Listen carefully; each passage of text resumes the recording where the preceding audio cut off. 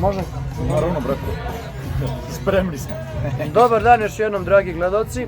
Kao što je bilo prvi put nešto novo, sada nešto ponovo u tom istom ruhu, nešto neobično, nešto drugačije. Naravno, u pitanju je podcast, ali kao što vidite, drugi su gosti u pitanju. Naravno, nećemo ići daleko, tu smo u tematskom partu Ordo Draconis u Gračanici, nedaleko od istog manastira po istom nazivu. Moji gosti za danas su Vuk Radosavljević, Crveni Garonovi iz Novog Sada. Tako, iz Novog Sada, Crveni Garonovi, moramo da ponovimo udruženje. Ako neko želi da prikuca, da naći će. I naravno Đorđe Kosijar iz udruženja Belih Orlova iz Sremskih Karlovaca. Iz Beograda. Naravno, Ali sam iz Sremskih Karlovaca. ovog gospodina, poći ću ponovo unazad od njega, izvinjavam se, mene naravno znate, Boban Kiš glavom i bradom. U pitanju je Đorđe Kosijar, ali u našem rekonstruktorskom svetu, kakav je podcast, mi ga svi znamo kao jednog velikog gospodina, a rekonstruktora, ali ono najviše i najvažnije, kao sudiju. Sudija je u mnogo čemu, do toga ćemo doći, a sa druge strane imamo jednog borca kome Đorđe između ostalog i sudi, kao i meni. Naravno, ja sam tu neka siva zona zato što nekada i ja sudim, o to ćete se uveriti. Naravno, danas smo tu u tematskom parku, kao što rekao, Ordo Draconis, na festivalu Shield, ili ti Stid po srpskom, 9. po redu, nadamo se da će biti jubileja naredne godine. U to ime kreiramo ovaj podcast i počinjemo razgovor, počet ću sa, naravno, mojim gostom Vukom, sa moje desne strane.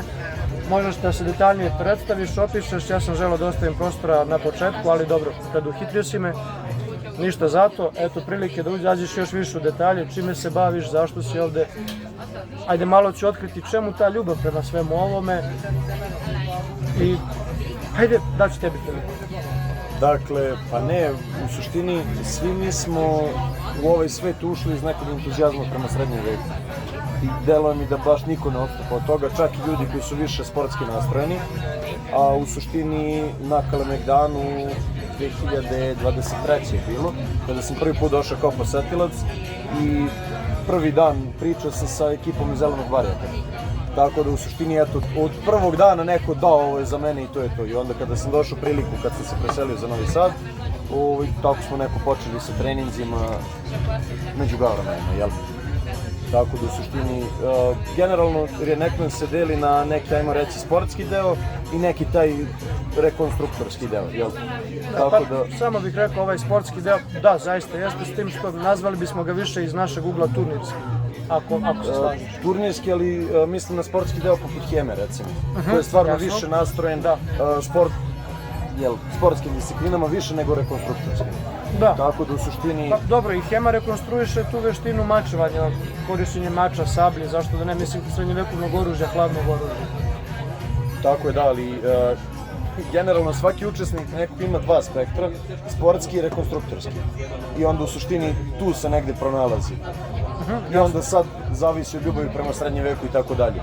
Jer moje udruženje, to jest udruženje čiji sam ja deo, i ja smo nekako sportsko nastrojeni, ali još uvek gledamo da držimo taj duh srednjeg veka, rekonstrukcije i sve ostalo. Tako da generalno između ta dva se balansira i ljudi koji ulaze ili iz ljubavi prema sportu, kao prema mačevanju ili bokortu, to jest top fightu, ili prema toj ljubavi prema rekonstrukciji, srednjem veku i tako dalje. Jasno. Tako da, eto, otprilike tako neko sam upao iz... To je tvoje viđenje toga, ljubavi, ali tako. dobro, s obzirom da ti to, ajde da kažem tako, gledaš, šta je onda ono što je tebe suštinski privuklo ka jednom, a šta ka onom drugom? Šta ka tome da se takmičiš, učestvuješ u tim sportskim nadmetanjima, a šta ka tome da, čak i za ta sportska nadmetanja, pošto sada pričamo, malo ću se nadovezati na Top Fight, postoji taj uslov da budete u rekonstruktorskoj opremi, odnosno da rekonstruišete, da se trudite da budete što precizniji, što u oklopima, što u ostaloj opremi tog perioda koji naravno radite. Tako je, svakako. U suštini postoje nekoliko disciplina, svi smo svesni toga. U suštini Hema mnogo teži ka tom sportskom delu, a malo ka tom rekonstruktorskom delu. Dok recimo za Top Fight, koji ima slična pravila kao Hema, više teži ka tom rekonstruktorskom delu, koje zahteva da oprema bude istorijski korektna, mačevi budu po regulativima o kojima će pričati Đorđe. I u suštini postoji bokort, naravno, koji je teška pešadija, dok je Top Fight više se fokusira na laku pešadiju. Tako da, generalno, to su glavne razlike. A za sport mislim da nema nešto naročito inovativno šta da se kaže. Ljubav prema sportu se rađa kao i prema svakom drugom sportu. Volimo tu disciplinu, želimo da budemo što bolji u toj disciplini, samim tim se trudimo da na nadmetanjima i treninzima budemo što bolji. I onda je prirodno da dođe do nekog turnira, nadmetanja i slično. A što se rekonstrukcije tiče, generalno čovjek mora da voli srednji vek, pošto nije lako ući u ovo, trudimo se da olakšamo što više u ovo, mislim, kod taj svet rekonstrukcije. Ali jednom kada čovjek pređe taj most, opreme i svega što treba da se napravi, pronađe i tako dalje, postaje jako lepo. Zato što se stvaraju prijateljstva, putuje se, generalno jako smo bliski svi jedni sa drugima. Zato što smo svi sličnih interesovanja, sve nas spaja upravo ta ljubav prema srednjem veku, prema rekonstrukciji i generalno to što praktično čini mi se svako udruženje da ima kao cilj očuvanje srednjevekovne kulture i tradicije. Usput i zanata. Tako da ljubav prema tom očuvanju i generalno smisao svega ovoga jeste očuvanje, da kada dođe neki dečak ili devojčica ili bilo ko od posetilaca, da mi približimo taj srednji vek i da prikažemo na jedan zanimljiv način koji je upečatljiv i svakako korisniji nego knjiga ili slično. Da, verujem da ovim polaziš od sebe zato što možda mi kada smo bili mlađi nismo imali tu priliku i sada ako pođemo ponovo od sebe, verujem da bismo svi više cenili i još više bili zaljubljeni u ovaj poziv, u ovaj hobi, kada bi nam neko približio, donao neku opremu, pričao o njoj i kada bi to bilo malo više van spektrova filmova nego kada je nešto opipljivo materijalno, kada vi možete da držite u ruci, kada možete da se oprobate u nekoj kategoriji, pošto postoji one za decu, postoji mnogo radionica za decu i još mnogo toga. Ajde da, sada su nam gosti mahom manje više borci, rekonstruktori, ali uskoro zašto da ne i zanatlije, pa iz tog nekog spektra verujem da kada pričamo o ljubavi u srednjem veku postoji taj neki zanatski deo, umetnički deo, jer sama prethodni gost je bio Vasilije, sama ta umetnost kovanja ili slikanja ili kreiranja nekih ornamenata je sam po sebi već ljubav, neko razvija tu ljubav, neko razvija kao ono što mi radimo. Ja verujem da tu polaziš od sebe, zar ne? Svakako da, pa generalno nekako i mi kad smo bili deca, najverovatnije je bilo zanimljivo otići u muzej, međutim problem je ono staklo u muzeju. Znači već ti problem svih nas, to staklo je problem i mi gledamo... Pipati. Da, ne pipati i baš zato Da. baš zato smo tu nekako da približimo ljudima i to je jako lepo, onako. Osmeh malih lica koji trče okolo, da, to je uvek... Verujem da smo mi sada preuzeli, kako bih rekao, glavni kadar i da nam neko zbog toga sudi. Sticamo okolnosti baš kada pričamo o suđenju i svim ovim borbama i o tome, o poreklu naše ljubavi i pozivu prema ovom hobiju, prema ovom svetu srednjevekovnom. Imamo baš gospodina koji će zaći još dalje od ovoga koje smo mi tek otvorili, Pandorinu kutiju. Te sa moje leve strane današnji gost Đorđe Kosjer koji će nam približiti još više ovaj svet takmičenja, borbi i rekonstrukcije. Đorđe, drago mi je da si danas sa nama u tematskom parku na ovom festivalu. Viđemo se naravno i na drugim festivalama i tek ćemo se viđati i snimati još puno toga, ali hajde da pođemo od danas i kao što rekli da pođemo od sebe. Predstavi nam se, reci zašto si ovdje. Đorđe Kosjer, kao što sam već predstavljen, Beli orlovi i ono što kažu ljudi, dedicated judge, pošto kad ste bili mali igrali fudbal, svi su hteli da daju golove, a niko nije hteo da bude golman. Ali onda se pojavi taj jedan lik koji završi na golu. I onda zavoli taj gol i postane golman zaista. Tako i ja sa suđenjem, slučajno sam tu počeo da radim jer falio nam je sudija, boraca je bilo previše i nekako kroz te godine i te izazove sam jednostavno ostao u tome toliko da sam batalio sve vrste borbi i sad samo čitam pravila, gledam borbe, gledam šta borci rade i neke dobre i manje dobre stvari. Moram, to je moja perspektiva, jeli? Malo se razlikuje od trenera i boraca. Ali moram da primetim, oprostit ćeš mi, kada su u pitanju borbe, čak i kada nije sudija, voli da se nađe nemojte me shvatiti pogrešno u toj ulozi, da analizira šta rade, da bi kada dođe do zaista prave borbe u turniru mogao da razume protivnika. Čak primetio sam da ako dođe do udara adrenalina, do toga da možda nekad dođe do razmirice, ti je jako dobro na jako dobar način staloženo, smirano rešavaš i dolazi do tog nekog mira u ringu, gde zaista ostaje samo u toj sportskoj formi, nikada ne podilazi u nekom lošem svetlu. Zar ne? Pa, zar ne. Godine iskustva, jeli, ali znaš, postoji neki moment gde sam ja morao da počnem to. A učitelja sam imao jednog, Damjan Miladinović, prvi srpski taj maršal i sudija. Čovjek koji i dalje tu priči, ali se malo povukao zbog nekih povreda. Tako da sam onda ja preuzeo taj spotlight sudija, kažemo, glavne sporedne stvari pri svakom sportu gde imamo oružje. Znate kako, kad se završi festival, moj posao je da sednem, pogledam sve snimke, ne samo moj, nego svih sudija i budućih, jeli, da analiziramo sve to, da vidimo gde smo mi pogrešili, gde su pogrešili borci, šta je moglo pođe po zlu, šta je pošlo po dobru i da pokušamo da predvidimo neke situacije. Tako da, to nam je hobi zapravo. Ovako, kad smo na festivalu i kad stojimo, najčešće u žutom, iako trenutno nisam, imamo žute tabarde, žute kapuljače. Uglavnom to deluje lepo, ti naređuješ nekom borcu, ozbiljnom, jakom, Da, neko 120 kg u jednom uglu, 120 kg u drugom, u punoj ratnoj opremi, a ti se nađeš i kažeš i ovama ti onama. Koji realno, da, realno, svaki taj borac može da te nosi u zubima, ali znaš, ono jednostavno, to je posao da kada oni uđu u adrenalin, da ti razmišljaš umesto njih, jer ima puno situacija, od mladih boraca, stari borci su stari vukovi i s njima nema problema, oni znaju šta rade. Ali kod mlađih znaju da uđu u taj, da kažemo, ludilo adrenalina gde nekad ne vide baš najbolje šta rade i mora tu da bude neko da ih spreči, da ne naprave nešto zaista štetno. U suštini, svi naši sportovi su po pravilima dobro organizovani, oružje su bezbedna, oklopi su obezbeđeni i bezbedni, tako da nije problem. Vuk je baš napomenuo da ćeš ti možda zaći više u te norme i te stvari. Hajde da pođemo od toga, na primjer, da kada kažemo da si sudija, da napravimo tu kategorizaciju šta sudiš, počev od Bohurta, HNB-a i svega ostalog, doćemo do top fighta pa ćemo se tu i nadovezati na normu.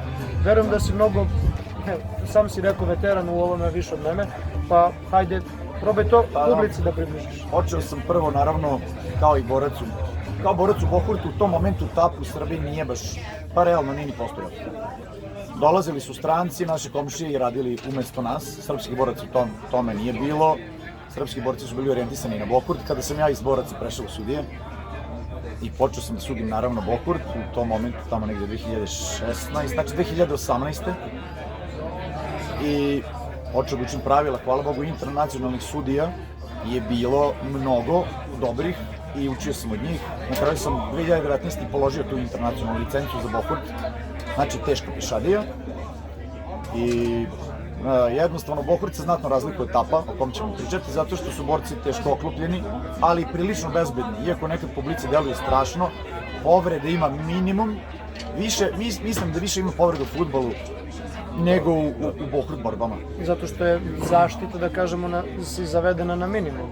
Tako dolazi do povreda u rekonstruktorskom svetu, u prikaznim borbama, jer polazite od toga, hajde, napravit ćemo show, bit će to bezbednije, neće biti jakih udaraca, desi se da pogrešno procenite udarac i baš dođe do toga.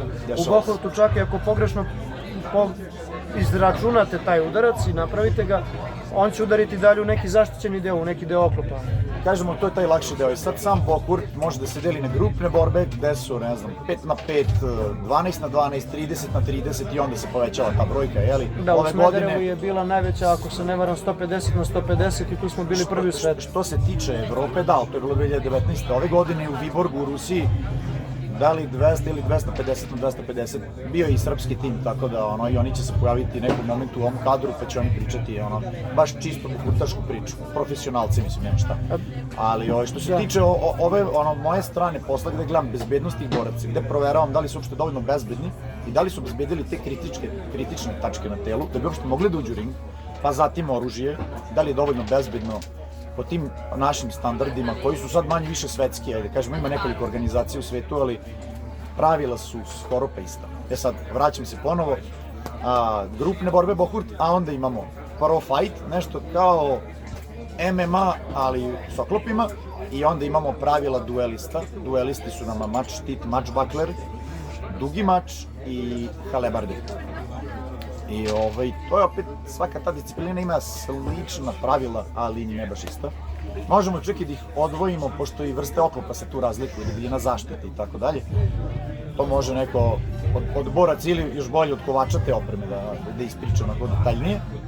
A onda sam, eto, kako to obično biva, kako sam ušao u Bokurt, tako sam ušao i tap, ajde da sudiš, nema sudije, a ti si već sudija. A ti si već golman. Ja sam golman, ali sad ulazim u totalno drugi sport, znaš, ono, slično je, nešto je slično, naravno ima taj intenzitet, ima taj razvoj situacije koji sad prepoznajem s te moje tačke gledišta sudijske, je isti, ali treba da naučim pravila, da vidim kako se ovde bori, gde počinje intenzivnije, kad je u duelu ili u grupnoj borbi, kad počinje taj moment kad kreće taj glavna koncentracija snage, da kažemo probijanja protivničkog tima, da bih mogao da odreagujem. Tap je brži od Bokurta, pogotovo što se ide na jedan udarac, sličnije rekonstruktorskim bitkama, i to je novo polje na koje sam zašao, pa mislim 2020. odmah. A kako je krenuo da se razvija taj sport ovde, sada 2025. smo napredovali abnormalno dobro i kvalitetno, da kažemo, i u Bokurtu i u Tapu. Obožavam obe sporta. Prvo je bilo ja sam sudija Bokurta, Tap mi se ne sviđa, onda ne, sviđa mi se sve, sad hoću sve da radim. Moraš sveznati u Tap fightu, nakon toga što si rekao, Tap fight je dosta taktičniji, dosta oprezniji, zato što, kao što si rekao, jedan čist udarac već rešava i vraća borca na početak. Vidite, donekle se slažem. Pošto sam ja u prvom redu s borcima, Bokurt 5 na 5 recimo deluje kao 10 momaka koji se mlate bez reda. Međutim, toliko tu ima taktike i toliko uživam u tim borbama upravo iz prvog reda i pored, naravno kao sudija, kad sam počinjao, ne znaš, nervoza, ulaziš s njima u ring, dobro, bio sam borac, ajde, neko iskustvo je tu, ali ne znaš šta radiš, pa kako da primeniš ta pravila iz teorije u praksi, znaš, kad krene to da se savladava, svaki taj turnir ti je ludilo u glavi, nervoza, da li sam uopšte dobro posao uradio ili nisam, da li sam zeznuo, da li sam nešto mogu da prekinem, pa da nije došlo do ovoga ili do onoga, uvek je jedna strana nezadovoljna, to znaš vrlo dobro. Da li se dešava da moraš da premotaš film, da osjećaš tu, da kažem, grižu savesti, da je nešto moglo drugačije da se odigra, da si ti mogao drugačije da odigraš svoju ulogu sudije i da poboljšaš borbu u tom spektru, da ne bude nečega, pa zapravo svaki turnir je upravo ta priča, svaki turnir. Imamo mi prijateljske turnire gde su svi opušteni, borci su opušteni i sudije su opušteni, u tom smislu prijateljski je. Ali kad idemo da kažemo u srednje i veće turnire, tu apsolutno ide mentalna priprema, mora malo i fizička, mi trčimo s borcima oko boraca, jes da ne nosimo oklop, ali ipak treba na neka fizika da se uradi.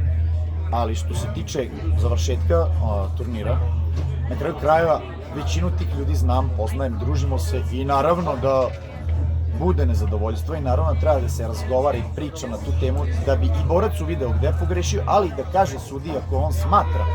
Naravno, imamo mobilne telefone, vrlo lako možemo pogledati, naravno, posle borbi ćemo pogledati snimke i sve i utvrdit ćemo šta je bilo, kako je bilo, ako baš neko ima problem. Ali da, mora posle svakog turnira, mislim da je to jeste suština, da sedniš i sam sa sobom razgovaraš, a zatim i sa ostalim sudijama. Ej, ljudi, jesam zeznuo ovo, je li ovo dobro urađeno? Da mi kao sudije sednemo i razgovaramo, ej, ovo smo dobro uradili, ovo je bio odličan turnir, ili mogli smo ovo i bolje, bio je dobar turnir, ali mi možemo ovo bolje. Znači, ne znam da li, malo je mazohistički, moram priznati. Da, ne mogu da se otrgnem tom osjećaju da, pošto si napravio poređenje sa fudbalom, da je i u sudija u fudbalu potrebna ta fizička sprema da može da trči za igračima. Ovde si naveo da mi moramo trčati za borcima, da je postoji ta fizička sprema, ali samim tim, pošto pričamo o našoj regiji, dosta je biti izazovno i da ne kažem opasno za fudbalskog sudiju biti sudija, a ovde može biti izazovno i opasno biti sudija u Bokurtu, zar ne, i Tap fightu. Dešava se da se nekad borac i ne složi sa tvojom odlukom, što van borbe, ali onda kada dođe do problema je kada se borac ne složi sa tvojom odlukom ili ti sudijskom odlukom unutar ringa. Vidi, znaš kako, kad sam u ringu, x puta ne razmišljam uopšte o moje bezbednosti, u smislu nemam problem da priđem borcima, jer mi je na prvom mestu njihova zaštita. Iako to nekad kao nema smisla, pogotovo Bokurtu jer su ekstra zaštićeni, a ja nisam. Zapravo moja i zaštita je koncentracija, poznavanje pravila i hitrina. Što više oklopa bi ja stavio na sebe, to je veći zapravo problem za mene. Zato nosimo žuto, da nas borci raspoznaju. Imamo žuto-crvene, žuto-crne štapove, maršalske, sa zastavicama žutim, najčešće crvenim.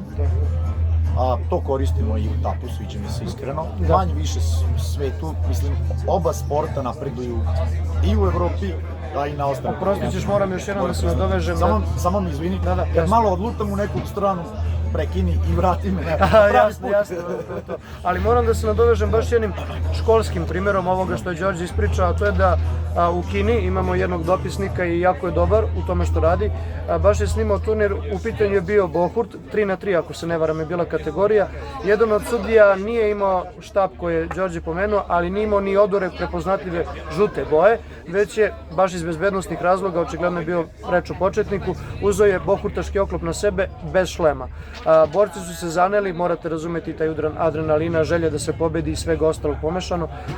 Borac je naletio na sudiju, želeo sudiju da obori, tek onda su ostali skočili, rekli ne, u pitanju je sudija, nastao je smeh, to se desilo u roku od 2 sekunde, nama delo tako kratko, ali malo i duže.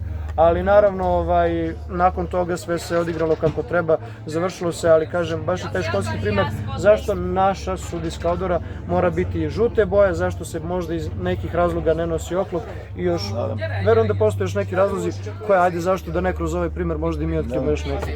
Zašto je to tako? Pa vidi, pre par godina, bio sam mlađi sudija, manje iskusan i dao sam neki intervju kao, ja sam bio jedan od tih koji se zalagao da imamo bolju zaštitu. To je bilo dok sam bio manje iskusan. Kada sam shvatio da upravo ta boja i ta naša koncentracija nas održava u priči, jednostavno ne, to je naš štit. Ali takođe da ne budeš đubre prema borcima i da razgovaraš i da pamtiš posle svakog turnira, znači gde god po Evropi i po svetu da idem pričam s borcima posle, dođu u pitanju me zašto si me oborio tada, zašto si ovo uradio, ja sam ovo, zbog mene je moj tim izgubio. Druže, brate, pazi, to je ta ljudska strana, desilo se to i to, na kraju krajeva pokazat će snimak, dođite. Ti borci, ti ljudi su u oklopima, najčešće na suncu, adrenalin ih radi, ulaze u borbu, a njihov je negde drugde. Znači, mi kao sudije to moramo da razumemo.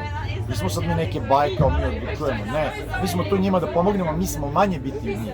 Znači, oni su ti zbog kojih je ta publika došla. Publika je došla njih da gleda. Mi tu samo pomažemo da se određemo. Da, mi samo usmeravamo, da. I to je naš posao. Znači, nismo mi tu da zagrlimo to svetlo i kao, ja sam tu. Ne, tu sam, apsolutno, ali tu sam da pravim red i da se taj red održi. Nekad to ne deluje nezahvalno, na kraju krajeva to je hobi i onda ljudi se jako teško priključe i kad prođu turnir ili dva, kad osete taj pritisak, pa nekad zna da bude velik pritisak, borci željni pobede kada izgube nisu baš prijatni ljudi, normalno, ljudska osjećanja, najčešće to svoje nezadovoljstvo prvo usmeri ka sudiji jer je on tu prvi lik koji je... Da, jednostavno ljudi traže krivca, a sudija eto u žutom drečavom, baš u njega ugledam. Sudija jednostavno treba da se izbori s tim, mi smo klinci i to je to. I to je onaj moment kada si kući, verovatno borac razmišlja zašto izgubio i grize se, sudija razmišlja da li je nešto mogao bolje da uradi, da li neka reč ili neko delo njegova mogla da dovede do bar nežnije gubitka tog nekog borca. I kada dođeš do nivoa da pređeš tu priču, da počneš samo da analiziraš bez ikakvog negativnog osjećaja u sebi, to ja mislim da je dobar put. Od tog momenta počinje tvoj put sudije i tad počinješ tek, staješ na prvi korak i počinješ da se usavršavaš. To može trajati par meseci, može trajati par godina, ali da se vrati malo na tapu, pošto ga 3 puta smo ga spomenuli, a prelepi sport, lako je ući u njega, zahteva jako malo opreme, za razliku od Bohurta, a opet je jako vezan za tu rekonstrukciju istorijsku. Hitrije su bitke i velike i male i tu sudija isto... Kako ću tu je izazovno i biti sudija jer moraš vidjeti... Na neki način da. Vidi, ja bih to usporedio, imam 2 deteta i volim ih oba jednako. Možda to nekog voli više ovo, ovu osobu ili ja ih volim jednako. I to je to. I sad pojavljuje se tu i neko treće dete, ono žena je trudna, što bi se reklo. Ima, znaš, išao sam na Hema turnire par puta čisto da gledam i da se usavršavam, da se vratimo na onu priču, jednostavno snimamo podcast, da, tako da se vratimo na tu priču. Otišao sam da gledam... Time out. Dobro. Ništa, ovo ćemo samo iseći, naznačit ću za blooperse i to je to. Da. Zapamti gde si stao, kako? Prijavi nas, ne znam ko hoće. Ti Ja hoćeš? neću. Ja hoću. Ja hoću. Bobana sam prijavio. Mene prijavi. Dragi gledalci, upravo smo imali gosta koji je želeo da me pita za strančarski turnir. Šta smo stali? Stao je kod trudne žene. Evo, Ako Milena bude gledala ovo, ugasio sam. ništa. Evo ovako, nastavit ću ja sam ovako. Dragi gledalci, ovdje... Ne, ovo apsolutno treba da uđe u emisiju. Aha, dobro. Može ostati kao posebna kategorija bloopersa. Naravno. Vraćamo se na tu trudnu ženu ponovo. Hipotetičku trudnu ženu. Pričali su mi ljudi o Hemi. Hema je brza, Hema je ovo, Hema je ludilo. Hema je jedan prelep sport, ja sam otišao da ga gledam. Odlazio sam na par treninga u Novi Sad. Svidala mi se. Otišao sam na turnire, pratio sam ih kao neki nemi sudija. Sve vreme sam stajao, čutao i imao sam pravila, naučio sam ih i sudio sam u sebi. I to su neke sudije primetile, posle smo razgovarali. Brzi sport jednako je brzo kao tap, borbe iako tap je za nijansu uklopljeniji, težom opremom. Meni je, kažem, meni sve to prelepo, ja uživam u tim sportovima, nešto malo kao treniram, fizički deo bohvrtaju su uvek, povremeno kod Crvenih Gavranova dođem malo da se družim sa njima, jer na kraju krajeva taj sudija mora negde da trenira. Pored gledanja, video snimaka, najlepše doći na trening boraca ili trenirati sa njima, ili trenirati i učestvovati, tako da x puta ja stojim uz njih i gledam ko je gde pao, nije pao, ustao si, nisi ustao, udario si, nisi udario. To je baš ono što sam primetio. U isto vreme ti borci treniraju sa sudijom i ovo može da nam prođe, ovo ne može, ova taktika ide ovako, da ne zalazimo u te neke, ne zalazimo u sitna sredstva da ne kvarimo. Da. Biće i ovo zahtevno titlovati, priznajem. Ali naravno, vidi, sviđa mi se jako taj deo da si priznao, da si se pozvao na to da treniramo zajedno borci i sudije, da je potreban izvesan period da se dobije licenca da budeš sudija, kao što je proban period za biti borac, jer ne možete tek tako se pojaviti i ući u turnir, prijaviti se za turnir, sve to možemo vezati onako nekom vrpcom koja bi se nazvala da postoji neka mentalna priprema borca, tako i sudije.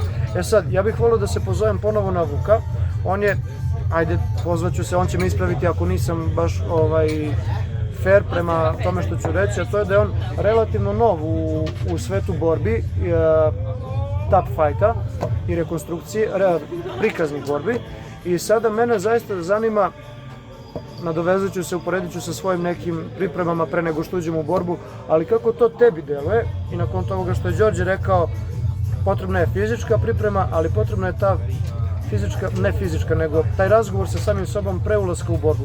Pa kako ti prolaziš kroz to, kako prevazilaziš tu neku možda barijeru, da li je možda vrućina, da li je neki drugi problem u pitanju, šta god da je, kako dolaziš do tog svog razmišljanja da je vreme za borbu i da pokažeš ono najbolje od sebe unutar ringa? U principu to jeste najteži deo, jer fizički deo se dosta jednostavno rešava, zato što najvažnije stvari jesu stvari kondicija i zaštita. Zaštita, jasno, to je najjednostavniji deo i to rešiti. Nakon toga je trening kondicije. Najteži deo jeste taj psihički deo, zato što sparing na treningu i sparing na turniru nije isti.